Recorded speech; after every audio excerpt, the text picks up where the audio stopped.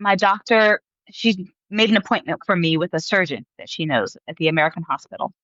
She was just like, okay, well, just go to them. He's a great doctor. Talk to him. And he scheduled a mastectomy for me about 2 weeks after I was diagnosed. So very fast. And the question came up, should I go back to the US for this? Because this is major, it's massive. However, we know about the healthcare system in the US. I was diagnosed June 26th. He wants to operate July 12th. Is there a reason that we're moving this fast? If I go back to the US, first of all, I have to quit my job. I have to move out of my apartment. I have to find out how to get on health insurance without being gainfully employed in the US and now having a pre-existing condition. How long would it take me to actually get that surgery if I just pick up and move? After a lot of thought and discussion, I decided to stay and do the surgery in Paris. Welcome to Flourish in the Foreign, the award-winning podcast that celebrates, elevates, and affirms the voices and stories of Black women living and thriving abroad, while exploring living abroad as a pathway to wellness. I'm your host, Christine Job, a Black American with Trinidadian roots, business strategist and writer from Atlanta, based in Valencia, Spain.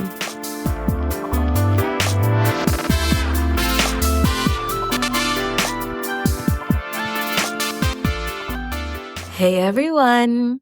Welcome back to Flourish in the Foreign. I am your host, Christine Job. If you are new, hello.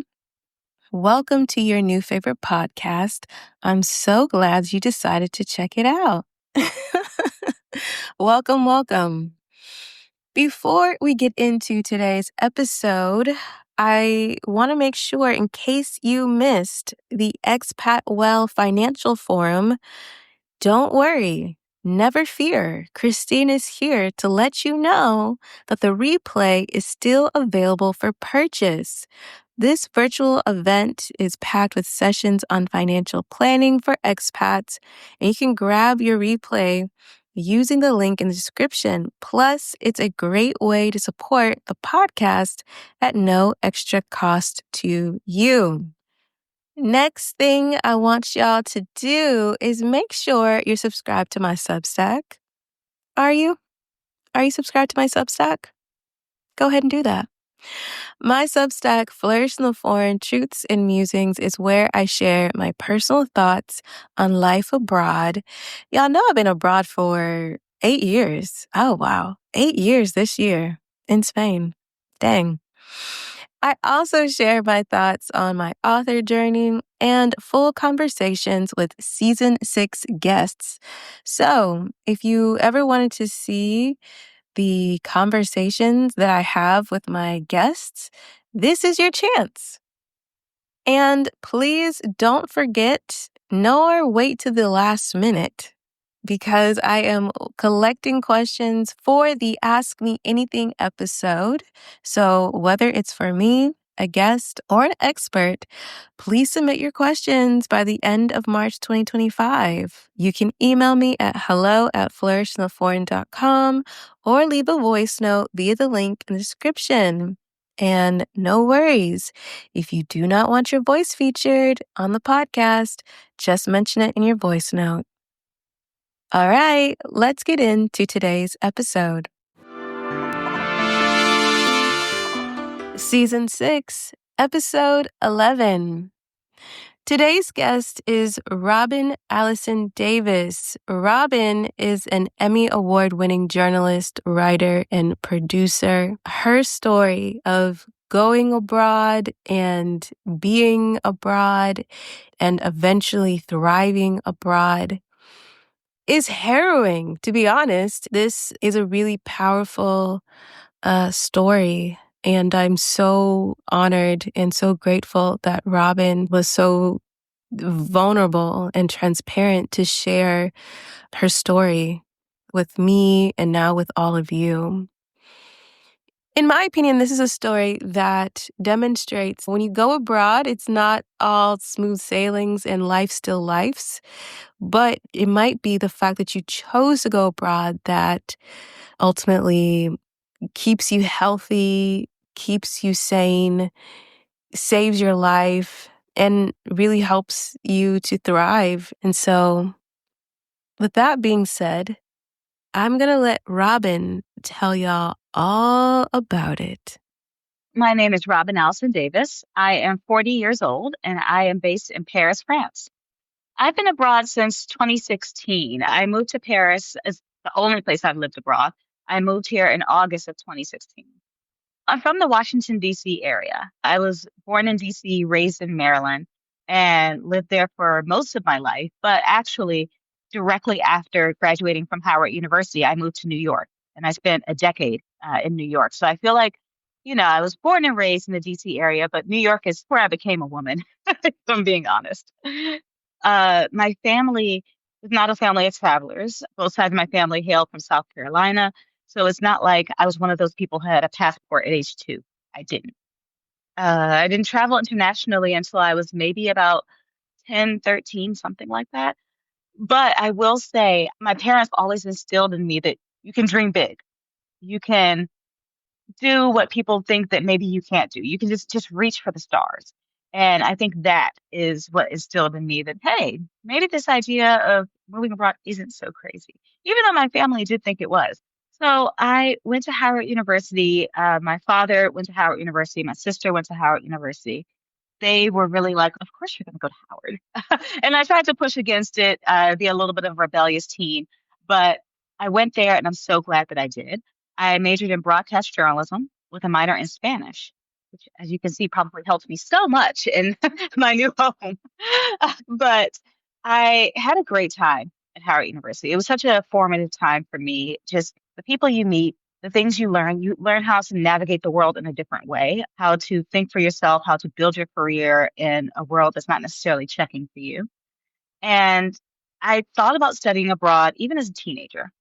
I said, okay, I'm going to study abroad if I don't go to Howard. And the question is why wouldn't I do it if I'm going to Howard? Because Howard is a good time. I wanted all my 4 years on campus. I was like, there's just no, like you missed so much if you're away. Robin mentioned that after she went to university, she was in New York for 10 years. So I asked her to describe that time of her life, what she was doing in New York, and how it shaped her. I did an internship in New York during my time at Howard, and I knew that I wanted to move there directly after school. I wanted to start in the big network, but work my way from the bottom up. A lot of people were telling me, you just need to go to Oklahoma first or North Carolina first if you're working in TV and then work your way up. And I said, no, no. I was like, I did this internship in Rockefeller Center with NBC News, and I met people who were 22, 23 who started their careers there. I don't see why I can't do that either. So after networking and internships and things like that, I was hired directly out of Howard, moved there about 3 weeks after I graduated to start my job at Dateline NBC, and worked there for 10 years, moving my way up the ranks. Like I started as a assistant, which was a little bit like Devil Wears Prada.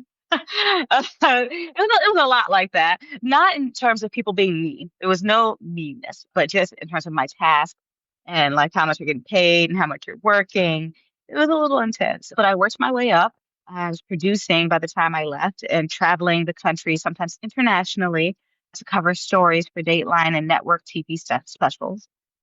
It was really a wonderful time. I had a lot of great friends there that I'm still very close with, even one that lived on my block. So we spent all our time together.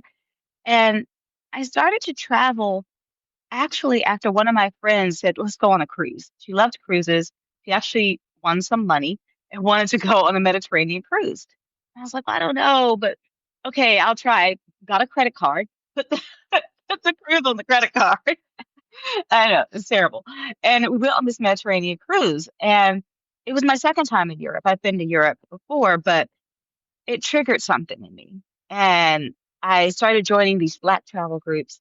And I was like, why am I not traveling more? I started traveling with my sister and I started my own travel blog, the now defunct 9 to 5 Wanderlust. And I just felt like I would like to see what my life would be like in a different location. What could my life be if I moved abroad? And with every time I traveled, it became more and more of a thing for me. I asked Robin, when did the thought of moving to France occur to her? I consider myself to be a pretty practical person. So I said, okay, Robin, if you want to move abroad, you've lived in New York for 10 years, you know what you like and what you don't like. So make a list of the things that you want in your next home that could make you happy. Like, what does the city need? So after doing the list, which included I needed diversity, I needed a lot of free and cheap things to do. I needed to be not too far from the east coast of the US. I needed to be a major city with a major airport, different things like that. It mostly came down to, for me, Paris or London. At the time, I wasn't a huge fan of London, so I said, "Oh, well, I guess Paris seems like I could do that. Why not? I'll try." I always had faith in myself that I can do hard things. So I said, it shouldn't be that terrible if I just try it out. I could just try it out. And I met a few people who lived in Paris, and they told me, "No, I didn't even speak French when I moved here. Now I've been living here for so many years." I was like, "Oh, okay." So that's not a deal breaker. I can learn French and make my way. So that's how I ended up on Paris. And for me, I said I wanted to move abroad because I wanted to live life differently, but also I was reaching a point of frustration with my career. And I felt like I wasn't moving up and I wanted to, and I just didn't understand why I wasn't moving up when I felt like I was doing all the right things to get the promotion. And I had a boss who told me, sometimes you have to leave to get what you want. And at the time, I did not take that advice very well. I left her office and I actually went to a French bar in Harlem and got some drinks and cried. And I was just like, I don't understand. Like, why? Why can't they just like promote me? Why would I have to leave? But and the people that I've been speaking with that had lived in Paris, I said, you know what? Maybe this is the push. Maybe this is what I need now. I'm going to do it. So I decided in that bar that night, I'm going to do it. I'm going to move to Paris. So, Robin is in a bar in Harlem, perhaps drinking a French 75, and deciding that she's going to move to Paris. So, I asked her to describe to us what that timeline looked like and how long did it take for her to actually make that leap from New York to Paris. One thing that I did before I made it to that bar, I had a work trip to Switzerland and I met a woman there who had been living in France, a colleague who'd been living in France for 20 years. And she was like, I just know so many women who have just made the leap. They've done it. And you know what? Worst case scenario, if it doesn't work out, you can always go back. She was like, you could just always go back.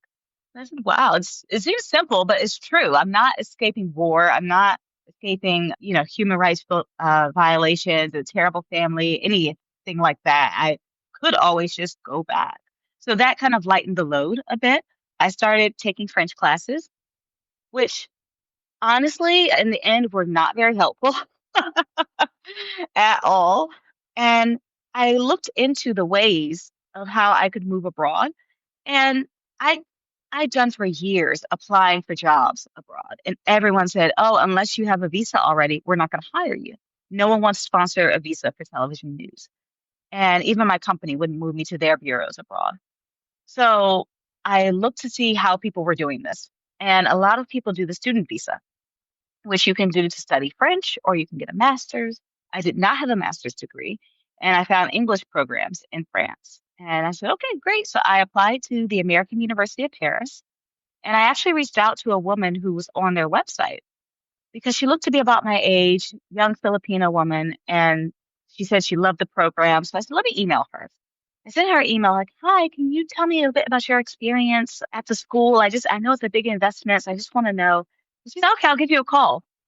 Oh, wow. So call me. That's very nice.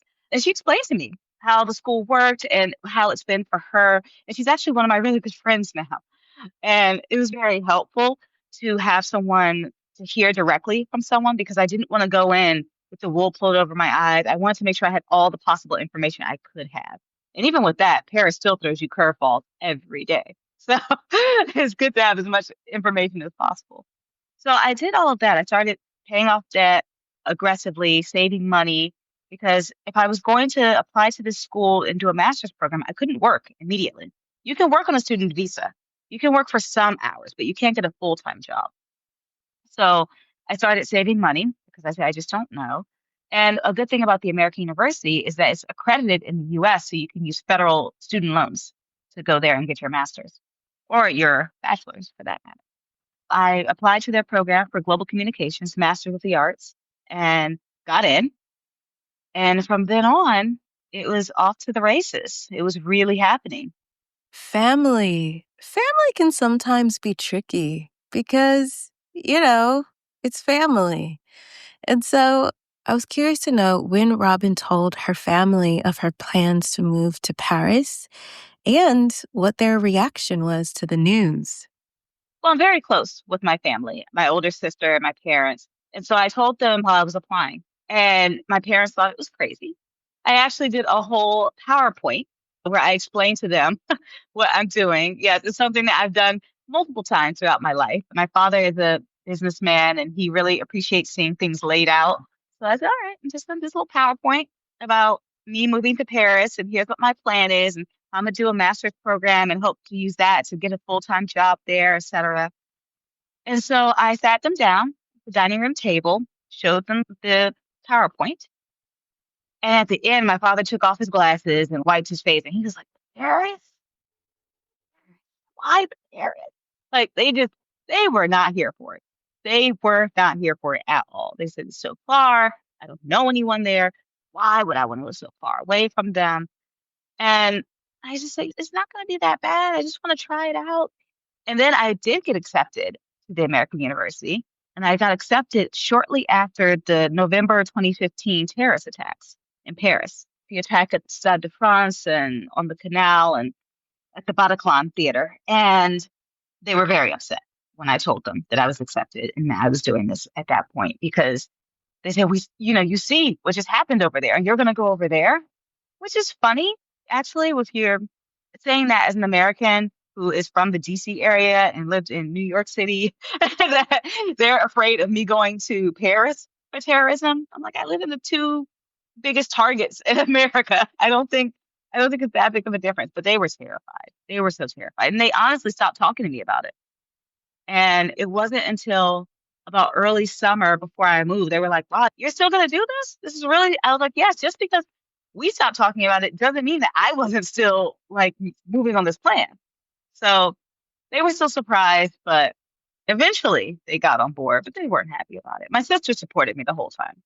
August of 2016, it was a very busy time, obviously, because I was packing up my apartment, I was leaving my job. There was so much going on that I feel like I didn't really have time to get into the emotions of it. I had a going away party at work, a going away party in Harlem, and on the day that I was moving, I actually don't recommend that anyone does this. I moved out of my apartment the day that I was flying to Paris, and I left my job 2 days before because I wanted to work all the way as close as possible so I could have as many paychecks before leaving. But I really should have given myself some time. So I'm running around like trying to pack up my place. My family's here with a U-Haul. And at some point I just look around my apartment and I just start like sobbing. I am racked with tears. My whole body's shaking. I'm sobbing. And my mother's there, and my mother is quite uncomfortable with tears, actually. And she's just like, "What's wrong? Like, why are you crying?" Uh, and I was just like, well, what am I making a bad decision? What if it's the wrong choice? I don't know. What am I doing? Why am I doing it? And she was just like, you don't have to go, but if you go, you can always just come back. And so there goes that thing again that you can always just come back. So I was terrified. And to be honest, we barely made it to the airport in time. I had to say goodbye to my parents at my apartment because their U-Haul was lagging with all my stuff in it that they were driving to Maryland. My sister drove me in her car. She drove like it was Fast and Furious to get me to the airport. And when I got to the airport, I almost cried again because it was just so stressful with all my bags. And the guy was just like, you made it. You made it to check in. You're fine. Like, calm down. You're fine. So it was a very emotionally charged day. And then when I landed in Paris, honestly, the only And it's not even an emotion, but the only thing I remember feeling the day I landed was being hot. I was just so hot. Um, Paris over the years has become hotter and hotter in the summer, which is, around the world, that's a thing. However, Paris doesn't really have much air conditioning. I didn't realize the last time I would really feel cool would be when I was on that airplane because I stepped out and I was just like, oh, it's like really hot and humid here. Okay. So the school sent someone to pick me up. We're all in the van. It's a bit warm in the van. They drop us off at this place for the temporary housing. It's hot in there, very hot. It was just so hot. I was like, so where? Like, there was no chance for my body to ever cool down because there was never any air conditioning. Like, it was just never any air. So I just felt like I landed and I was hot and I stayed hot like that for probably 2 weeks straight. I asked Robin to share with us what she could recall from her first year in Paris. What were the ups, the downs, the surprises, the challenges? The master's program was about 2 years, about a year and a half. So I knew no matter what, I was going to be there for at least a year and a half. And it was surprising to me because there's a different outlook on education here. I was the oldest person in my class, probably in the school at that time, at 32 years old. And it was shocking that professors were just like, why are you here as a student? You've had this great career. Why aren't you like teaching here? I'm like, well, why don't you guys hire me? Like, this is how I had to move here. I had to come as a student. So it was surprising to me that I was in this program surrounded by so many people who honestly were directly out of undergrad. Uh, they had not had any real work experience or anything like that. So that was surprising for me. And it was a bit difficult at first to make friends because I feel like the old lady in the group. But there were a lot of people that I connected with, and that went well. And I got a few jobs where basically they were paying me under the table and some above the table. I did English tutoring for a company, business English. And it's funny, it's almost like a rite of passage for American expats, particularly in France, but I'm sure everywhere, honestly. But just because you speak it does not mean you can teach it. The questions that they would ask me, I would just say, "Oh, I'm gonna get back to you on that." Like just all the various things about grammar questions and things that I just couldn't remember how I learned it because we learned it as such young children. So I did that. I did a job where I was reading to a 10-year-old boy, read to him like so many Diary of a Wimpy Kid books in English. He spoke English, but his parents wanted him to improve his English reading. And he would always kind of trick me into me mostly reading to him as opposed to him. He'd be like, you read one page and I'll read one paragraph. Okay. So I was doing jobs like that. And at the same time, doing a lot of networking, freelance journalism, and things like that, because I knew that once the program ended, I still wanted to have a job. I had various goals. The goal was to get the master's, of course, but then also to have an international career. I would like to just try working abroad and having that on my CV. So that was really the goal in my first year. I was super delighted to hear that Robin had found and attended professional networking events because honestly, I don't necessarily hear a lot of people say that. They could be doing it and not telling me. But as someone who is really committed to cultivating my professional community, I lit up when I heard that. And so I asked Robin, how did she find these professional networking events and how did she approach attending them? The colleague that I met when I was working who told me that I could just move to Paris and she knows lots of women who did, she introduced me to a lot of people. She's become a very good friend of mine. So she introduced me to her network. Also, just Googling journalism networks, Googling American or English speaking networks, and going to events like that. The school helped as well because they had a lot of events.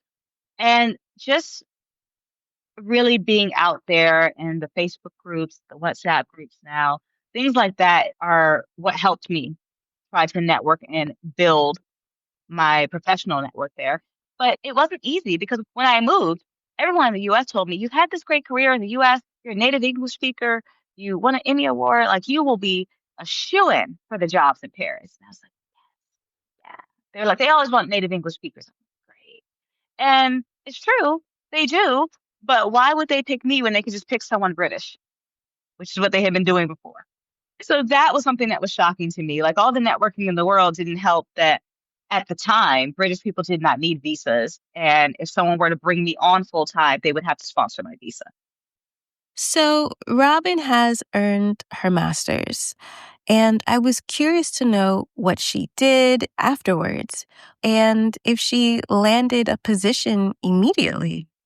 I did internships, much like I did in undergrad. I felt like I was moving backwards a bit, but I needed to do an internship to finish my master's anyway. So for that, I chose an internship at UNESCO where I was doing communications work. And I thought maybe I could try something different. Working at UNESCO, I love the work that they do. Maybe I can just get a job there. So let me work hard at this internship. And while I'm sitting at my desk at the internship, the US has pulled out of UNESCO.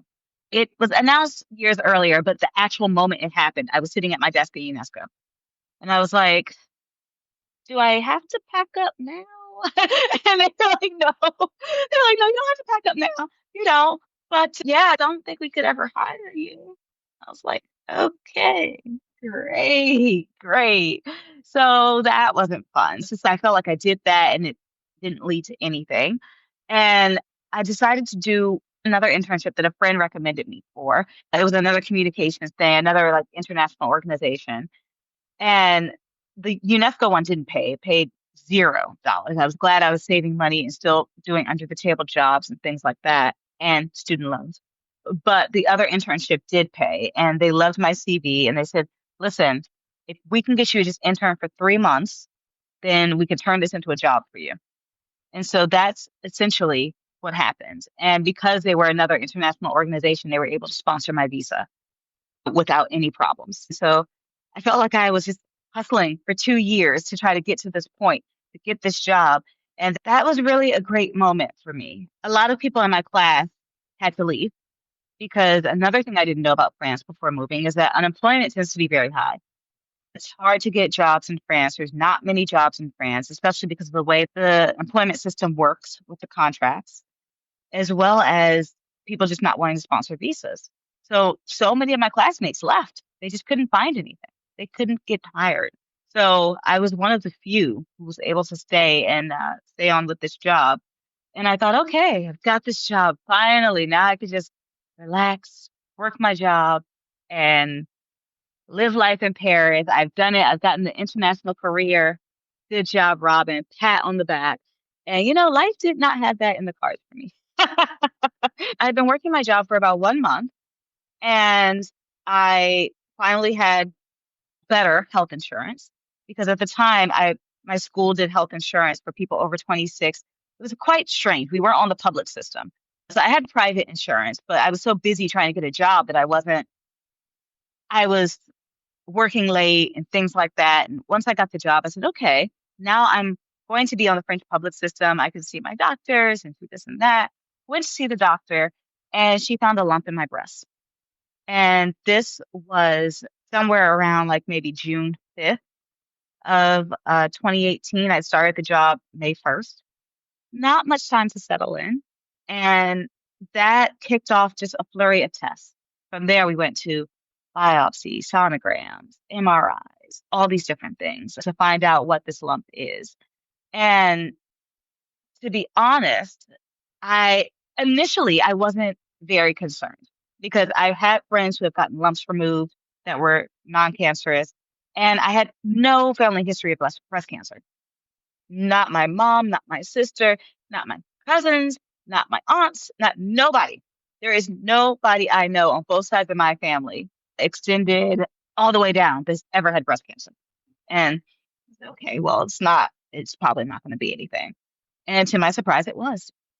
The doctor called me in. I had to wait quite some time for the results, which bothered me because in the US, would I have to wait this long? I think I waited about almost 3 weeks for my results of the biopsy. And I said, there's no way that I would have to wait that long if it was malignant. There's no way I'd have to wait that long. So it was basically 2 to 3 weeks of hell. And when she called me into the office, She told me, like, yes, it's malignant. You have cancer, you have breast cancer. And from then, it just felt like the bottom dropped out. I just, I, it's almost like she was Charlie Brown's teacher. It's like, rah, rah, rah. It's like, what's happening here? What is she saying? I don't understand. Because there's an analogy I use. I feel like life sometimes could be like an elevator, and my elevator was on the way up. I got in the job. Finally, I could relax a bit. I could make friends. I was making friends at work. And then at that moment, I just felt like I just dropped. What's happening here? Like I dropped all the way down. And it was shocking. And I did have a friend with me, thankfully, who was also shocked. And from then on, it started my wild ride through the French healthcare system. Hey everyone, I hope you're enjoying this episode of Flourish in the Foreign. And if you are, please consider supporting this labor of love, but labor nonetheless, by buying me a coffee at buymeacoffee.com/flourishforeign. Make sure that you are subscribed to the podcast, and please review the podcast on whatever platform you use to listen to the show. Fun fact, if you listen on Spotify, you can leave me comments that I can actually respond to. Yeah. Make sure you follow the podcast on Threads, Instagram, TikTok, YouTube, and all the other social media platforms that the podcast has. If you want to read more of my personal truths and musings as I explore and navigate the intersection of migration, Blackness, womanhood, and wellness, be sure to subscribe to my Substack, Flourish in the Foreign, Truths and Musings by Christine Job. And for all other Flourish in the Foreign resources about moving, living, and thriving abroad, including guides, courses, and more, be sure to go to flourishintheforeign.com. All right. Thank you so much for listening to this episode of Flourish in the Foreign. Now, back to the episode. So Robin was diagnosed with breast cancer while living in Paris. And I asked her to share with us how she navigated the diagnosis and the French healthcare system. My doctor, she made an appointment for me with a surgeon that she knows at the American hospital. And she picked the American hospital because she knew I was waiting on my French healthcare card. I still had a little bit of the private insurance from my school. So she was just like, okay, just go to them. He's a great doctor. Talk to him. And he scheduled a mastectomy for me about 2 weeks after I was diagnosed. So very fast. And the question came up, should I go back to the US for this? Because this is major, it's massive. However, we know about the healthcare system in the US. I was diagnosed June 26th. He wants to operate July 12th. Is there a reason that we're moving this fast? If I go back to the US, first of all, I have to quit my job. I have to move out of my apartment. I have to find out how to get on health insurance without being gainfully employed in the US and now having a pre-existing condition. How long would it take me to actually get that surgery if I just pick up and move? After a lot of thought and discussion, I decided to stay and do the surgery in Paris. My family came over and it went well. The surgery went well. I liked my doctors. It was much less actually than what it would have been in the US. I saw the bill. It was 20, 25, 26,000. And I stayed in the hospital for 5 days in a private room. And now in the US, a lot of times a mastectomy is an outpatient procedure where you have to go home with your drains and empty them in your bathroom and this and that. So I was happy to be cared for those days in the hospital. And just navigating that it was almost like when I first moved abroad. There was so much to do and so much going on that I really didn't have time to process the emotions of all of it, which came afterwards. There was still a lot of reconstructive surgeries. They still had to find out what the pathology said from the mastectomy. They said the pathology said that it was good, that we've gotten everything, like you'll be fine, no need for radiation. So, okay, great, I guess. I was still in shock My family was happy, but I was still very much in shock. I just didn't know, like, what is my life now? Now I'm what, a cancer survivor? Like, this is weird. And I'm in Paris. And I still don't really understand how everything works here. I'm going through this alone. I'm Googling a lot about breast cancer, and everyone's like, oh, my husband like took me to this, or like, how do I tell my kids? Or how, I don't have any of that. I don't have any of that. And going through it alone, especially going through alone in a foreign country, is tough. It's very tough. I thought moving abroad was the toughest thing I'd ever do, and this took the cake. Like, this was awful. And I had 2 more surgeries over the years, reconstructive surgeries. I had one surgery actually a few months after the mastectomy where they said, "You know what? Let's just go back in because maybe the margins weren't clear. Maybe there was still a little bit of cancer hiding. We just want to check."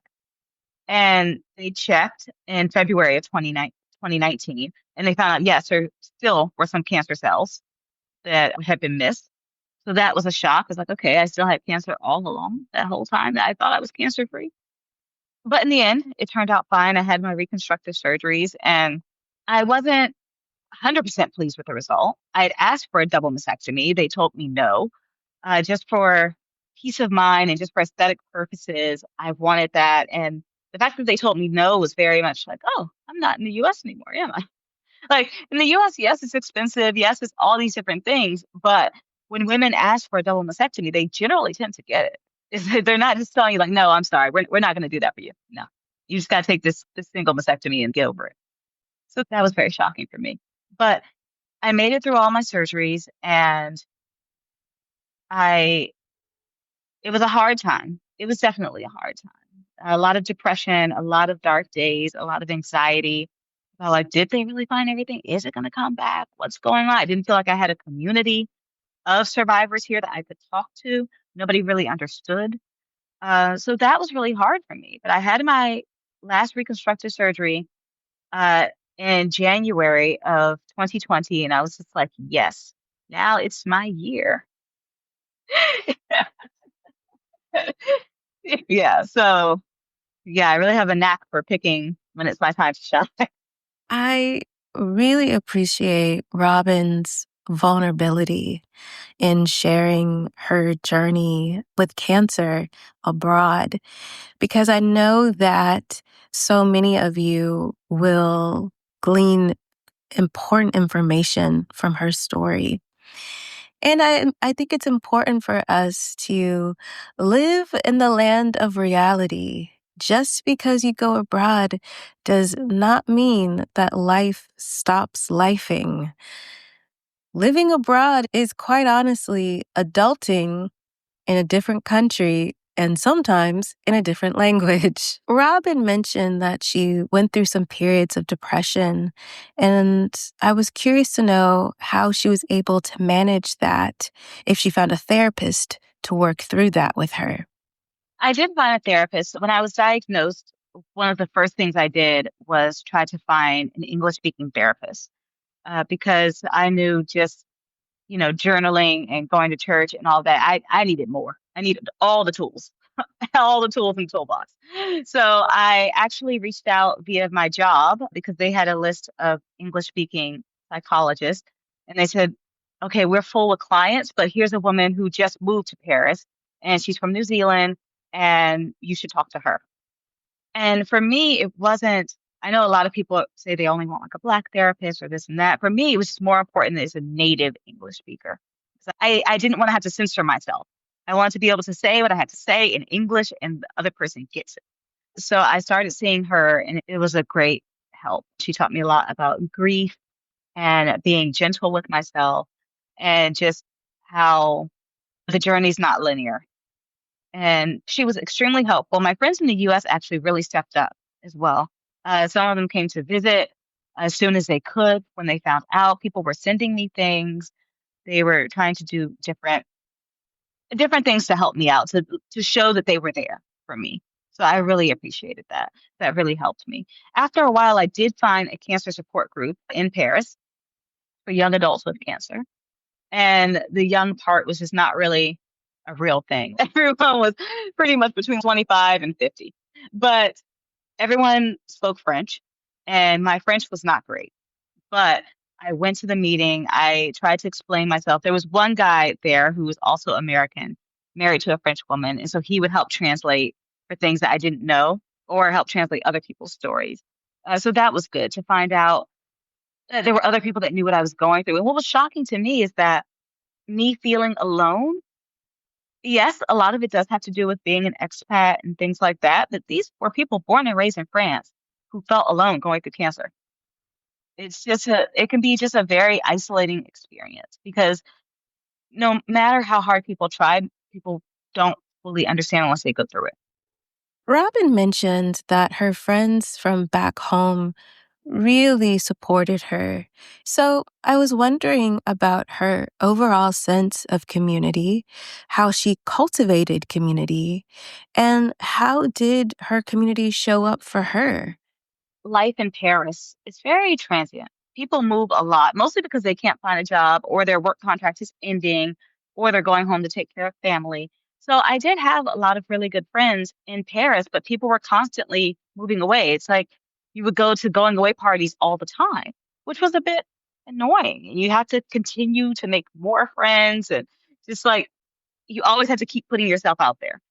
And for me, I wasn't looking for carbon copies of my crew in the US. I just knew that wasn't going to be possible. And yes, there are other Black Americans in Paris, but why should I only hang out with them? So I will say my group of friends is very international. They're all races, very much unlike my friend circle in the US. And it's just a lot of really great people. We all connect on, of course, being native English speakers, but just like our sense of adventure of moving abroad. Even my French friends that I have, they've all lived abroad before. It's a certain type of mindset of people that you connect with. And I didn't realize how important having the community in Paris would be until 2020.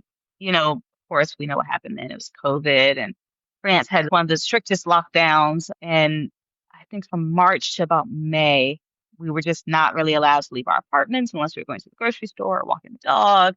And it was really rough, and I didn't leave my apartment.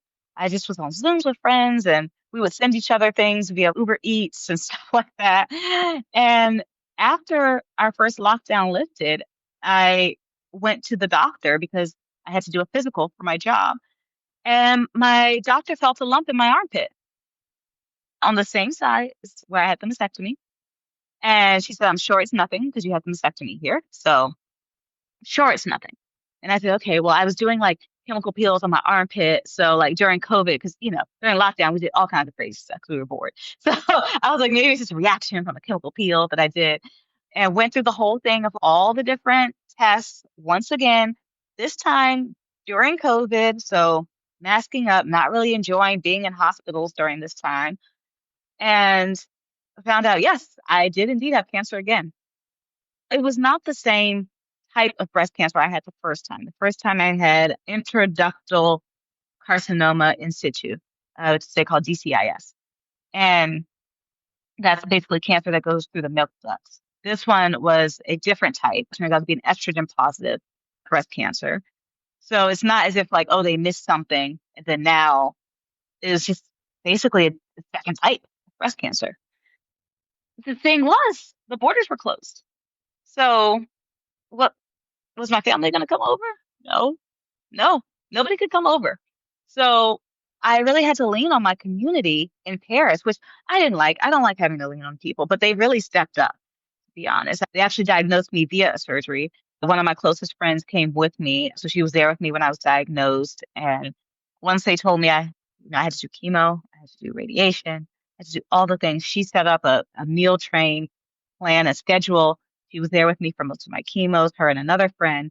Like there was a schedule of people cooking meals for me. A group of friends went in and got a little freezer for me so I could put medications and ice packs and things in there. And I was just so touched by how many people stepped up for me and the different ways that they showed up for me. And some of them I didn't even know that long. There was a woman that I met in 2020 who came and brought me like this huge thing of bolognese that she made. I was just like, we just met. Like, it's really nice. So it's really important to have a community. And I think expats is, of course, it's important to integrate and things like that. But I will say, I think expats, or like I said, also French people who have lived abroad, they understand that when you're far from your family, your friends have to become your family. And you need someone, you need that group of people around you. There's no way I could have done it on my own. There's no way. So I was glad that I had such a great group of people around me. My family was glad. They were in touch with so many of my friends, just to see like, oh, how's she doing after this chemo session? What's going on, etc. So community is everything. I don't think you can. I don't think you can stay or last abroad without some form of community. I asked Robin what her experience dating abroad in Paris has been like. Well, it kind of depends on the point where you're coming from. So I was coming from New York, having lived there 10 years. And I always say, to be honest, song We Found Love in a Hopeless Place is about New York because I feel like the dating scene in New York was just, I feel like it's got to be the worst in the world. it was, it was a rough time. But there are a lot of differences when I moved here, dating in Paris versus dating in New York. In New York, you could date someone for 3, 4, 5, 6 months, and they're like, "Oh, we're just talking." Really, really. Whereas in France, by the third date, they generally consider, "Oh, we're a couple," or by the first kiss, we are a couple. Which, yeah, that's nice to hear. You're like, okay, not afraid of commitment. Like this is a thing, and they don't really like to date multiple people at a time. Things have changed a bit with all of the dating apps and things like that, but in general, most of the normal, nice people are not trying to date 15 women at once and entertain them all and say, we're just talking for like 6 months. But I will say they do get into relationships quickly, but I find there to be a level of it's not as serious as we take it in the US. Because a lot of times in the US, like I said, we'll take 6 months or 3 months to say we're in a relationship. A lot of the men I dated, I was just, how long was your last relationship? Or, tell me about your last relationship. And they're like, oh, we dated for like 2 months. And I'm like, your last relationship was 2 months? We don't, in the US, we don't really consider that a relationship. You're still getting to know each other. For them, that's a whole relationship. I don't know if it's a level of flakiness or what. So I just felt like I couldn't really take it as seriously that they're saying, oh, I want to be in a relationship with you. Because you could decide 3 weeks later that now we're no longer in a relationship and we're not going to talk out any issues or things like that. I had guys who told me, yeah, one guy told me, I woke up and felt nothing for you after we've been dating for 2, 3 months. Yeah. And I was like, it was on the phone, thankfully, but I was just like, I don't understand what would lead someone to say something, number one, so cruel. And two, like, why? Like, what? All of a sudden we've been dating and now you're just like, oh, you know what? Whatever. I don't feel anything for you anymore. Bye. It was just a level of callousness that I felt that I wouldn't have experienced in the same way with the guys I was dating in the US. That said, I do think that the romance stereotype, there is legs to that. They are more romantic here. I do agree with that. And you just meet there are so many interesting guys here. Everyone with different backgrounds, the different jobs they have, the different way they view life. It's been it's been a very diverse dating experience for me. I asked Robin about becoming a French citizen. I was super curious about the bureaucratic process and was it always in the cards for her? Was it always part of the plan? And of course, how long did it take? It was not always in the cards for me or part of my plan. France has a program where basically, if you live here 5 years legally, you're paying taxes and all of that, it's a road to naturalizing. Once I got my job and I beat cancer, I was like, okay, now I'm at about the 3 year mark. I might as well just stay 2 more years and see if I could get this French nationality. And then plus, having gone through what I went through in France, having these French doctors and these French nurses, and just I feel like I owe so much to France. I have such an deep emotional connection with the country. And I wanted to show that through becoming a citizen and always give back to France because they've done so much for me. So that is why I decided to apply, as well as I, the visa system here can be very subjective. Even though there were people in my school who had to get visas as well, they could be in the same exact program as me, and they would get maybe like a 3-year visa off the top. And I was having 1-year visas every year for like 6 years. And that's a lot.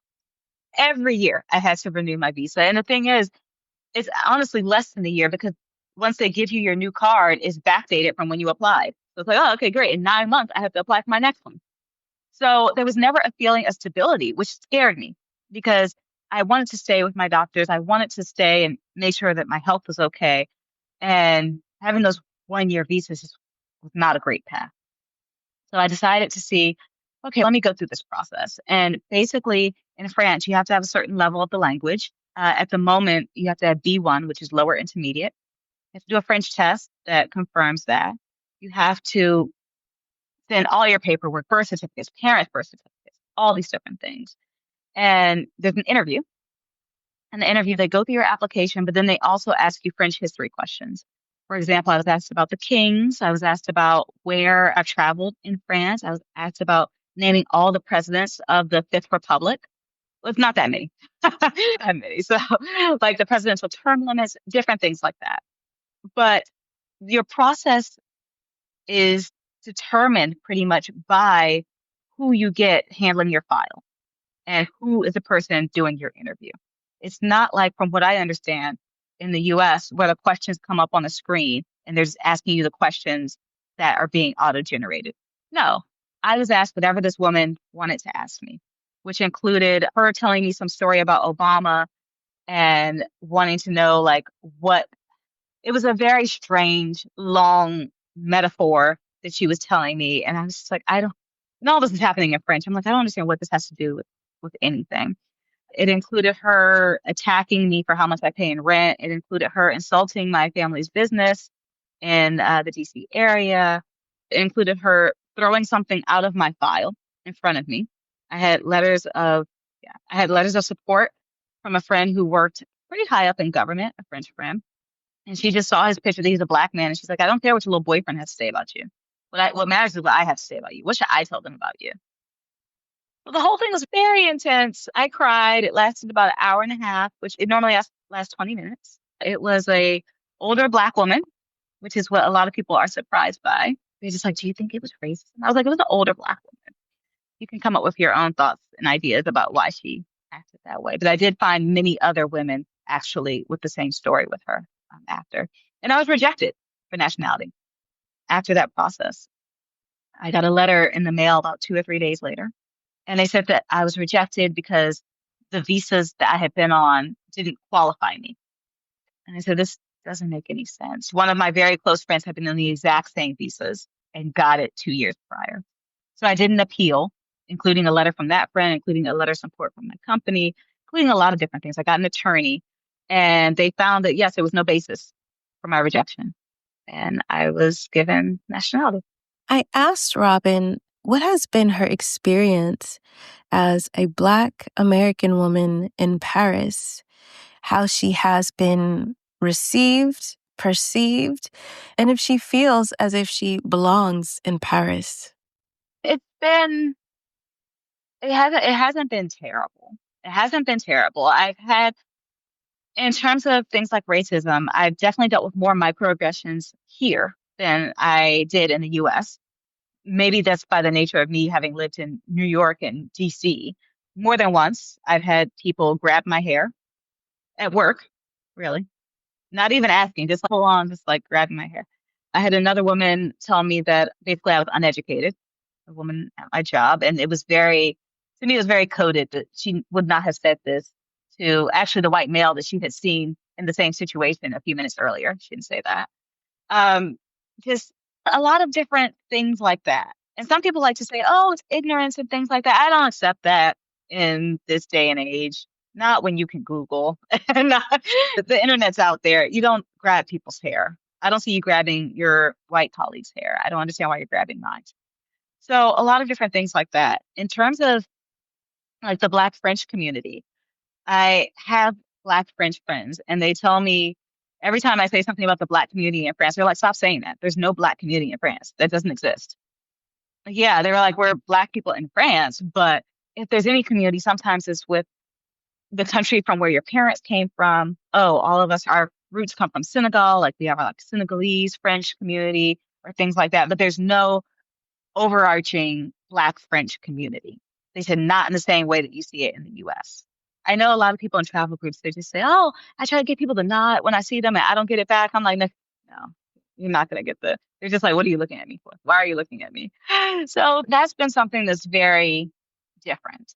And when I think back to that nationality interview, the other people that I found that the woman had done it to, they were all women. They weren't all Black women. They were just women. They were white women. There was an Arab woman, just like all women. I think she has an issue with women in general. But I do think it's interesting that I don't think that would have played out the same way in the US. When I get to the US and you see Black women complimenting each other on the streets and like, "Oh, hey girl, sis, you look good," and this and that, like women that you don't even know. That doesn't happen here. People would think you are strange if you're doing that.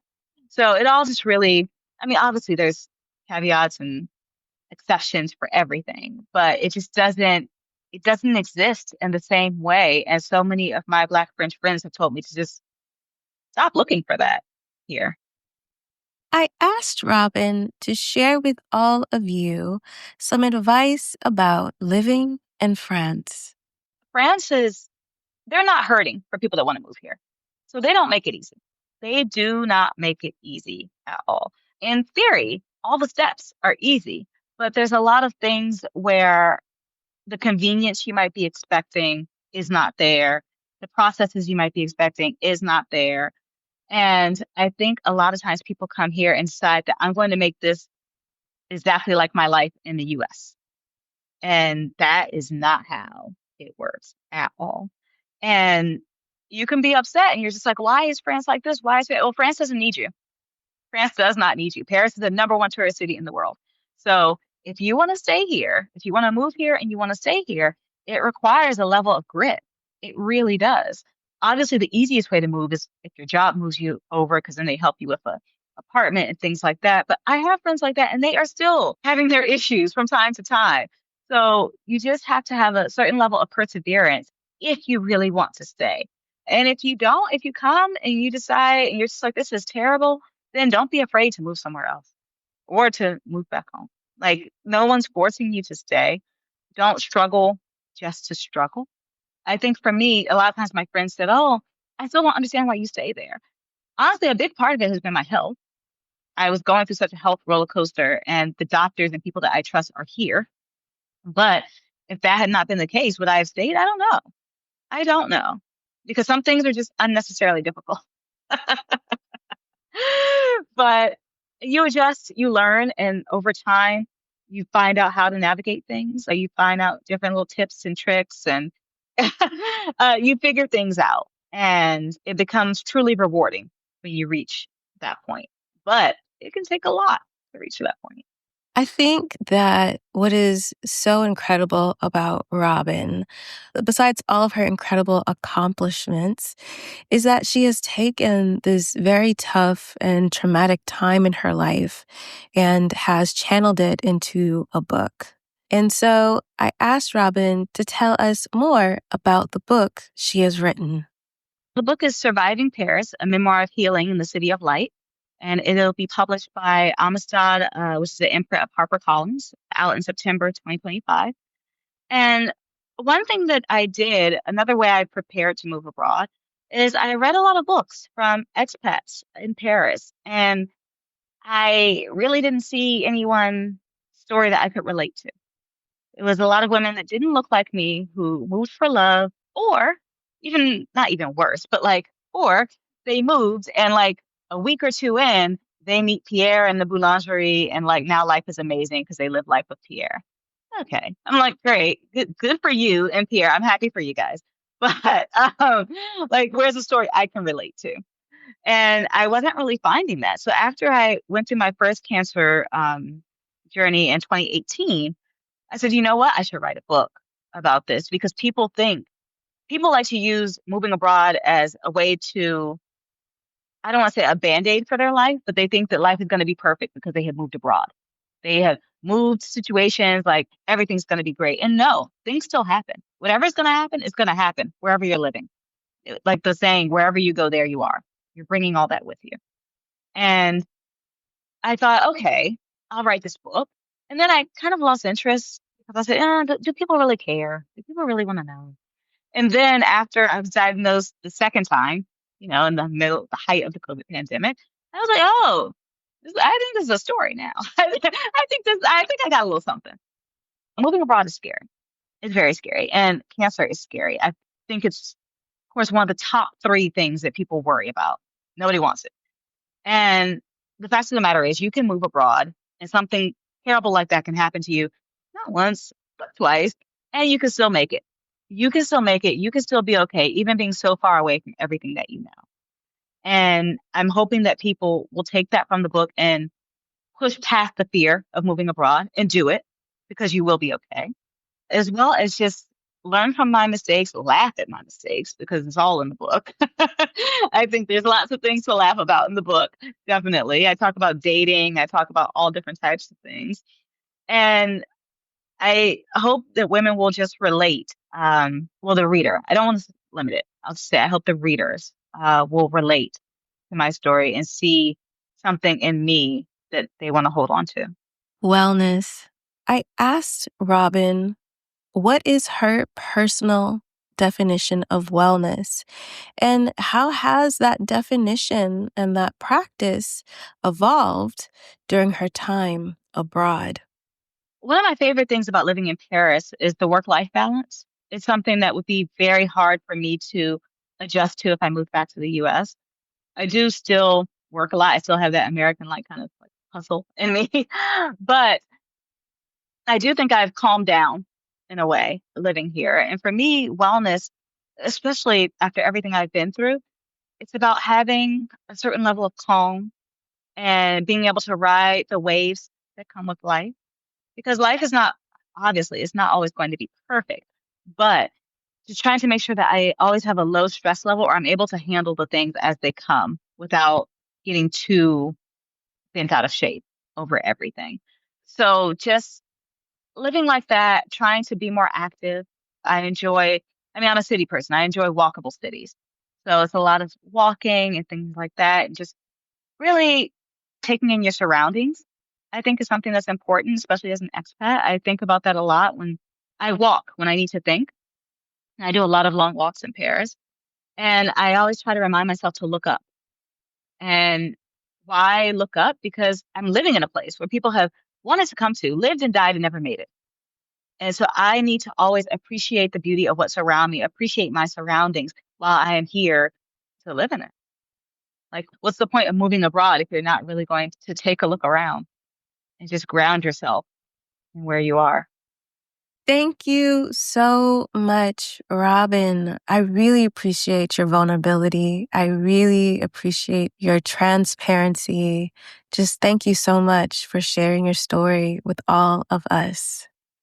If you're interested in keeping up with Robin, you can online. I have a Substack. It is called On the Other Side with Robin Allison Davis.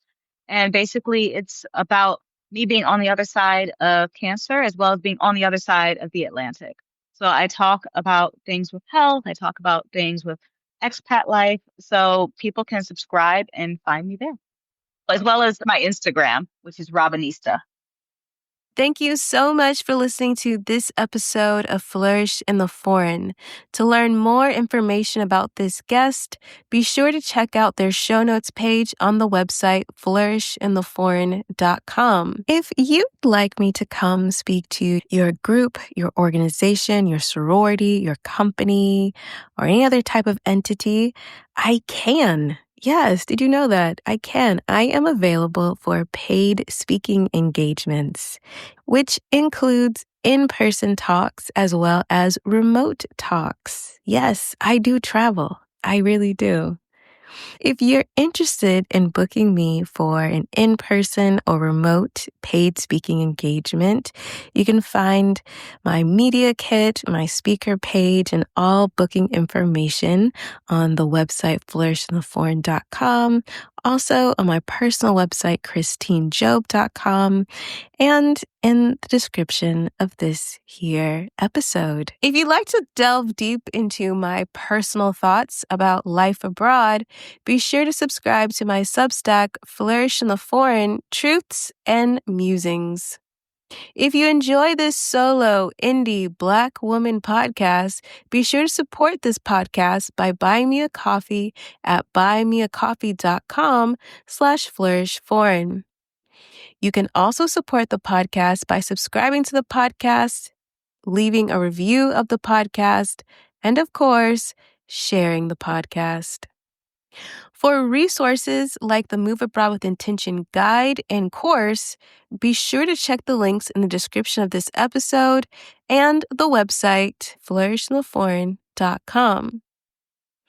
To learn more about me, Christine Job, my work as a business strategist, and all my resources about business strategy, building a business, and more, check out the links in the description of this episode and go to christinejob.com. Big thanks to all of you, my lovely listeners who have kept this podcast going strong for 6 seasons. Thank you all so much. I love you and I appreciate you. And thanks to Zachary Higgs for producing the music for this here podcast. Remember, it is not about moving abroad. It's not about being abroad. It's about thriving abroad. It's about flourishing abroad. So go abroad and cultivate a life well lived. See you next time. Bye. In the next episode of Flourish in the Foreign.